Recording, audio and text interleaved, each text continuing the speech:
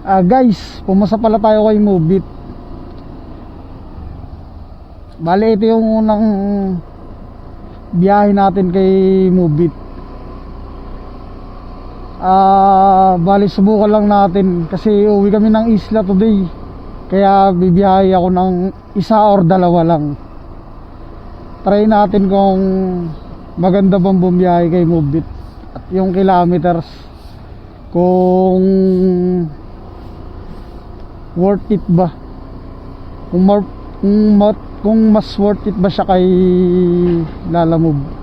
Kasi ang tao mabigat, di ba? Kay Lalamove kahit medyo mababa yung presyo, nakakapagdala ka ng dalawa, tatlo. Dito kasi isa lang talaga yung pwede mong dalhin. Kaya guys, subukan natin. Wala pa naman booking.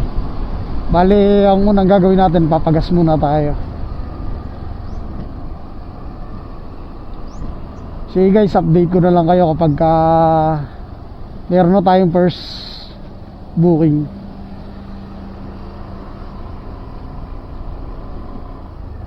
Unang araw natin kay Mubit. Let's go!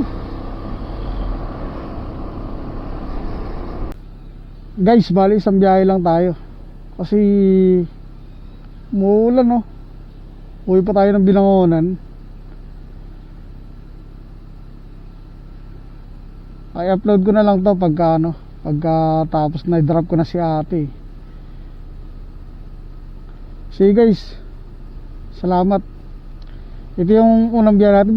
Maganda yung malaki yung rate ni compare mo kay Lalamove. Kaya lang kay Lalamove kasi dalawa, tatlo.